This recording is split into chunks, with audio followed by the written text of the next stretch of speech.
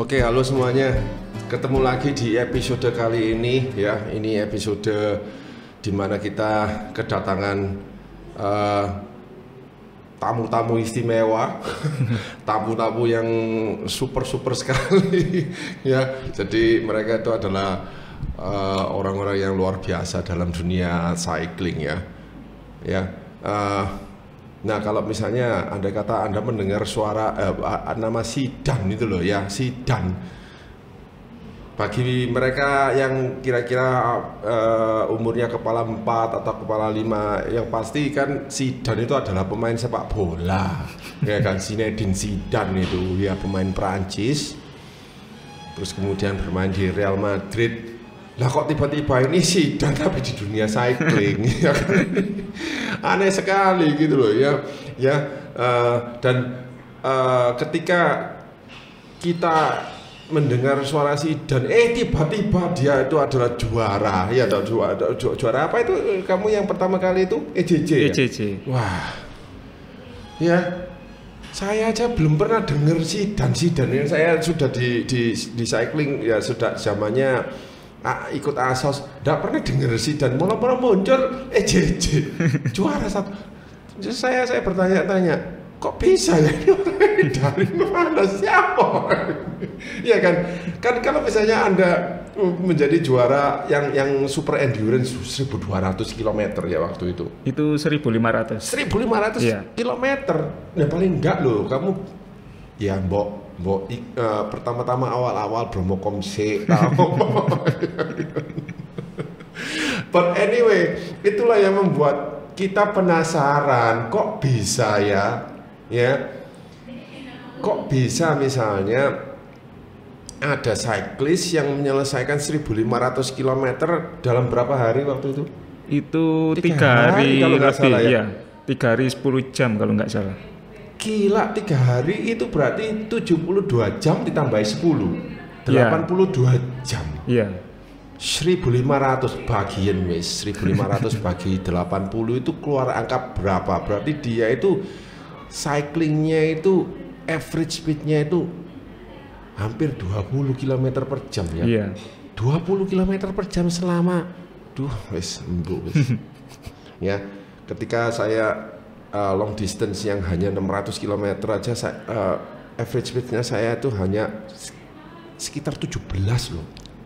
Hanya keluar 17, nanti berapa hari itu 1500 ya. Anyway, ini sekarang orangnya ada di sini. Kalau misalnya kita mau tahu ya kehebatan dia, istimewanya ya, dia ada di sini sekarang. Bisa kamu cerita tentang dirimu Zidane? Kok bisa sampai di cycling dan segalanya? Ya, saya awalnya itu cyclist pandemi ya. Oh, cyclist pandemi lagi, masih baru. Iya, baru. Tahun 2020 itu baru mulai sepedaan. Oke. Nah, di situ awalnya itu juga sempat pegang fiksi. Iya. Cuma ya seneng kumpul-kumpul gitu aja. Tahun 2020 pengen nyoba road. Iya. Kebetulan di situ banyak temennya, happy, seneng. Nah, di situ mulai semangat latihan. Iya. Tahun 2022 itu sempat masuk ikut race open 23, sempat elite. Iya. Akhirnya 2024 ini pengen nyoba ultra itu. Makanya. Nah, di situ menang. Nah, kalau kita itu aja loh latihan, bukan latihan ya, kita ikut sepeda itu untuk mengikuti event itu bertahun-tahun loh ya. Iya. Nah kamu itu dalam hanya sekejap ya, apa yang membuat kamu tertarik untuk mengikuti event-event sepeda ini? Ya sebenarnya sih buat penyemangat latihan aja kan. Kalau latihan sehari-hari cuma gitu-gitu aja tanpa event gitu kayaknya kurang. Iya, betul. Akhirnya nyoba ikut event. Iya. Dan kebetulan kok kamu bisa begitu ya. Iya. Nah itu. Nah kok ada kepikiran untuk event yang sama sekali istilahnya di luar kemampuannya banyak orang gitu loh ya. Langsung 1500 km itu waktu itu kamu mikir apa sih? Nah, di situ pernah itu nyoba, teman saya ngajak, ayo nyoba mancal bolang gitu. Dari Surabaya Bali PP.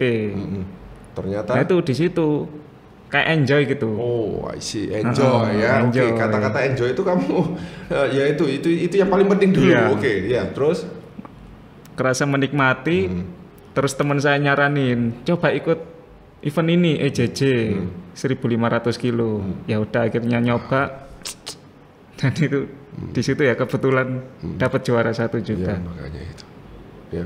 Nah, waktu kamu pertama kali misalnya Surabaya Bali PP itu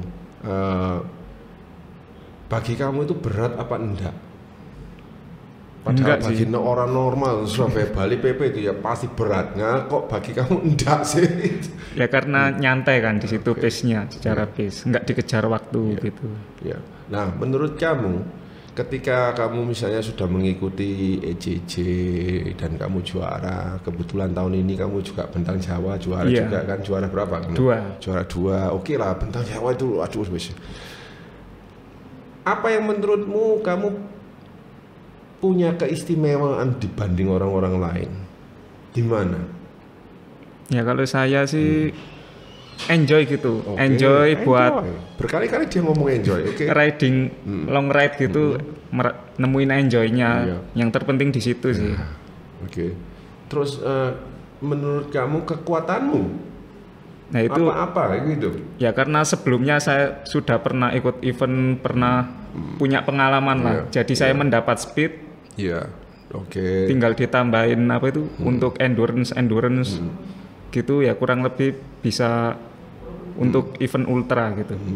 I see. Jadi yang penting itu kuncinya enjoy. Iya. Ya, kamu enjoy long ride, enjoy jalan-jalannya. Iya. Ya.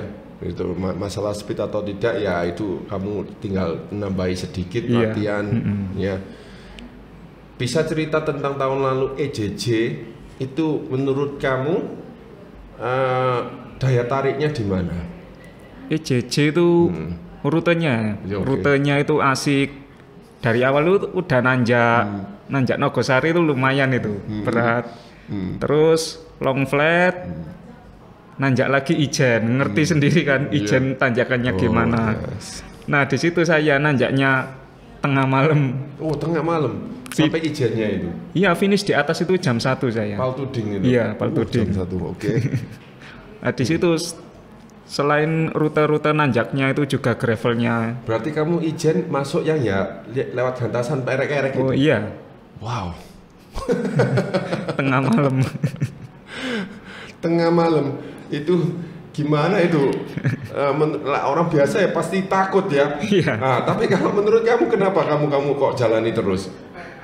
Ya gimana lagi kan emang buat menuju ke atas itu ya harus melewati situ.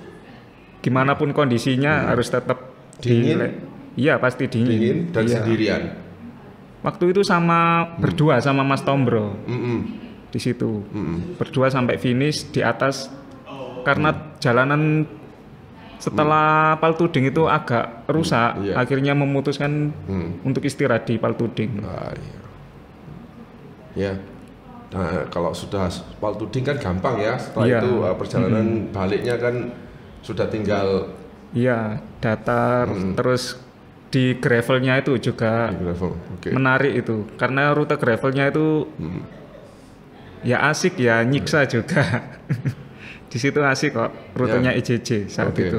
Nah, setelah kamu misalnya tahu bahwa kamu juara 1 EJJ, itu rasanya gimana? 1.500 ultra cycling loh. Ya nggak bayangin sih event ultra pertama langsung Juara. Nah, ini ya. Ini makanya ini tiba-tiba muncul namanya, tiba-tiba semuanya secara tiba-tiba, kayak semuanya itu tiba-tiba atau memang sudah waktunya kamu juara istilahnya ya. Ya sudah mungkin ya kamu juga ya sudah menyimpan potensi, ada potensi suka ultra cycling ya. Nah, kemudian yang tahun ini lebih jahat mana? Atau cerita dulu tentang Bentang Jawamu ya apa itu? Nah, Bentang Jawa kemarin itu kalau saya lihat itu pesertanya lebih kompetitif semua. Oh, malah lebih kompetitif ya. Itu juga banyak Padahal itu sebetulnya bukan event race ya. iya, Kan bukan event race sebetulnya. Iya. Oke, tapi lebih kompetitif. Oke, terus. nah itu di situ memang dari awal semua udah gas-gasan semua. Waduh. Ngeri itu. Saya sendiri lihatnya ini kok kayak kom-koman gitu. Awal start udah gas-gasan semua. Di situ ya salip-salipannya itu juga seru, ngejar yang terdepan. Soalnya dari awal kan saya masih belum berani ngegas. Iya. Soalnya kondisinya memang nggak sebaik waktu EJJ dulu itu. Nah, di situ untungnya hari pertama bisa ngejar. Hari kedua bisa masuk 3 besar itu. Wah. Nah, di situ. Tantangannya sih kalau untuk rute ya lebih berat tentang Jawa sebenarnya. Lebih berat ya. Iya, saya rasa lebih Kilometernya berat. kan sama ya. Sama. Kayak tanjakannya lebih jahat-jahat tentang Jawa gitu. Tapi rutenya juga asik juga kok. View-viewnya dapat semua. Wow, Asik. luar biasa. Dan mungkin itu view-nya yang bisa menghibur hati ya. Iya. Nah, tentang itu yang paling berat itu di segmen mana yang untuk BJ itu? Untuk bentang Jawa itu Di mana? Di sebenarnya Jawa Baratnya, di Jawa Tengahnya, atau di Jawa Timur? ya di Jawa Timurnya. Di Jawa Timur yang paling kejam ya. Soalnya di situ kondisinya udah habis gitu. Oh, I see. Ya, kondisinya Sudah habis. Akhirnya saya nahan, mencoba nahan buat nanti di raja terakhir di mana itu? Jemplang. Oh, Wah, iya, itu. betul. Iya. Itu naik di Jemplang juga tengah malam juga. Nah, di situ sempat ketemper hardtop saya. Kan di situ waktunya naik-naiknya hardtop. Oh, I see. Iya, benar ya. Sempat ketemper hardtop. Subuh-subuh itu. Itu untungnya ya masih aman, nggak Sepedanya. Iya, masih aman semua. Akhirnya saya lanjut. Di situ yang paling berat sih. Paling berat. Oke.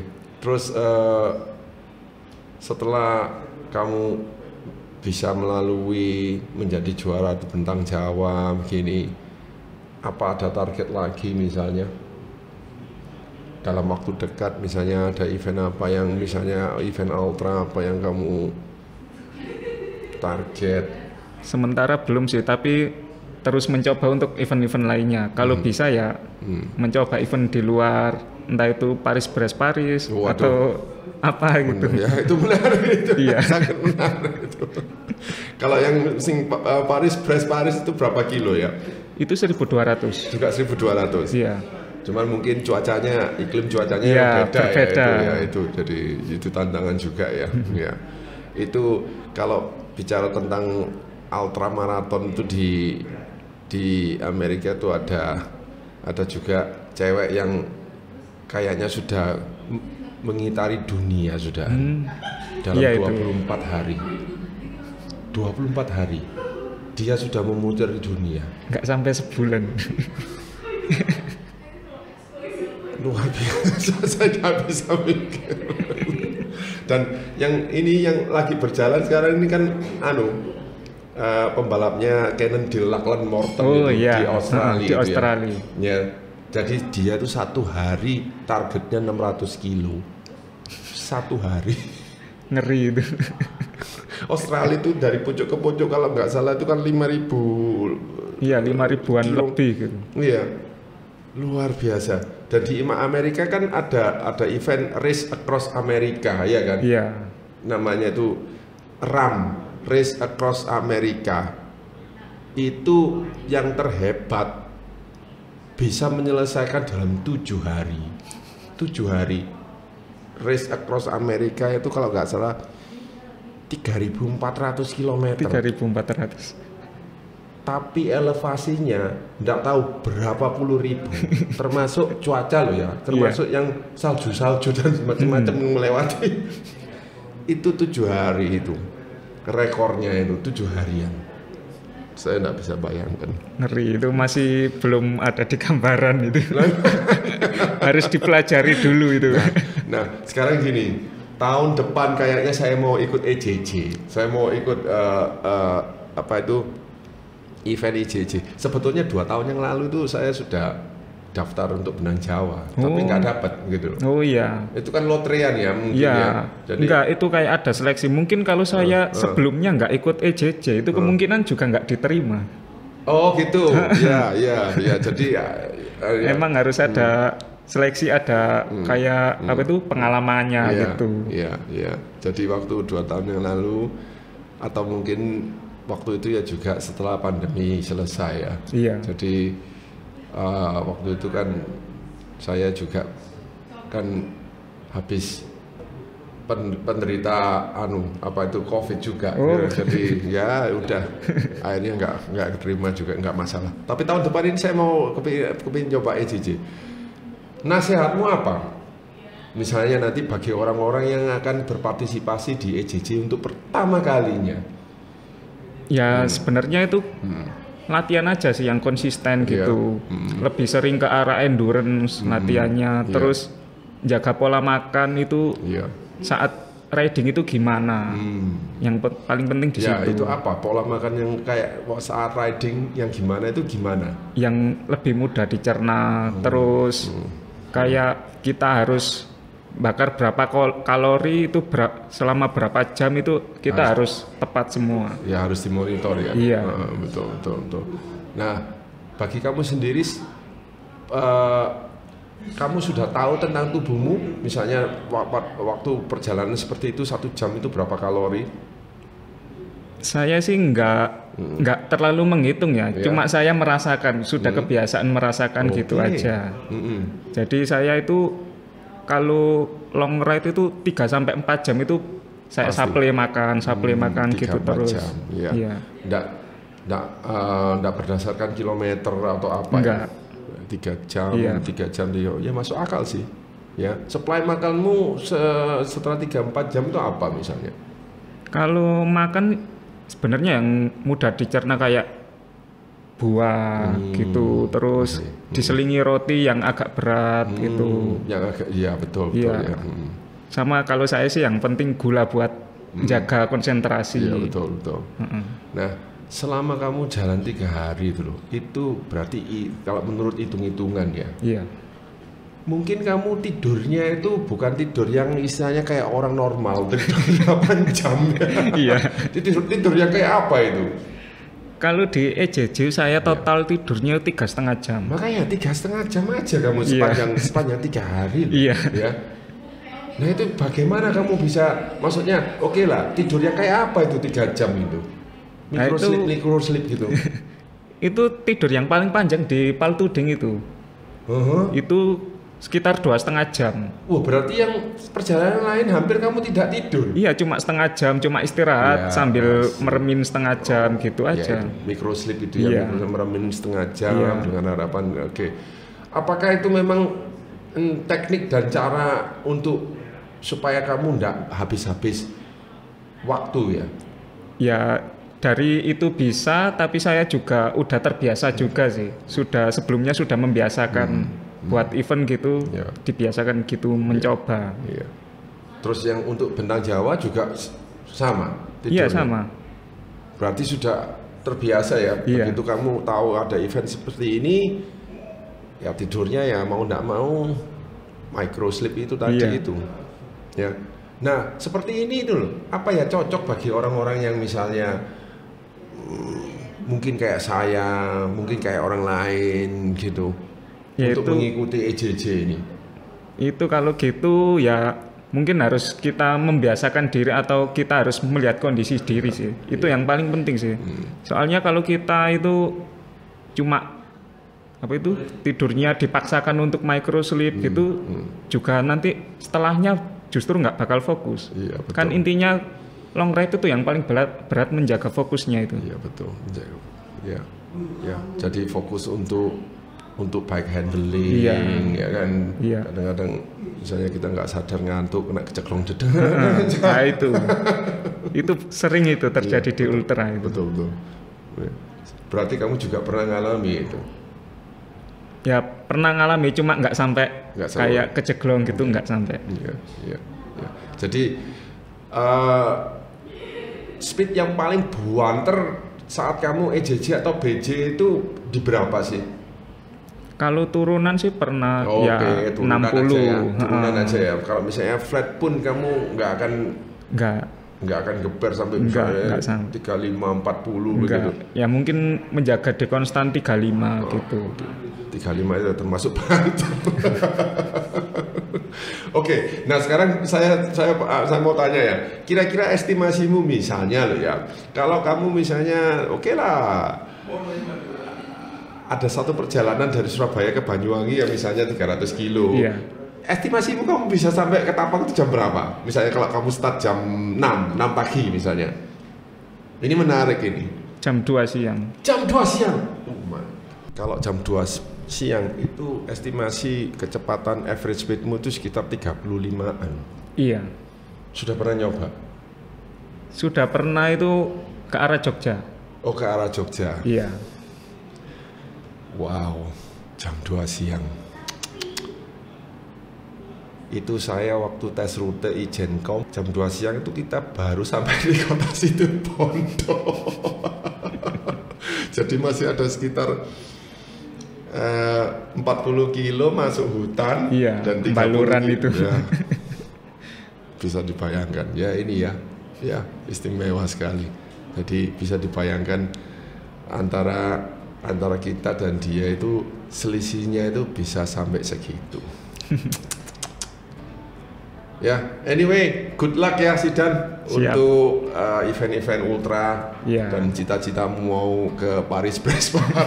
Semoga tercapai loh. Soalnya kamu salah satu orang yang paling istimewa, yang langka sekali itu. Ya, langka sekali, makanya badannya kita ini istimewa ya. Kita tidak pernah tahu. Kamu kan juga gak pernah tahu bakal kamu ini seperti ini kan ya? Iya. Nggak pernah tahu kan sebelumnya ya kan, makanya. Jadi ini ada keistimewaan. Ternyata badannya dia itu ada daya tahan yang luar biasa ya. Semoga sukses. Siap. Di masa-masa mendatang. Terima kasih. Ya, terima kasih.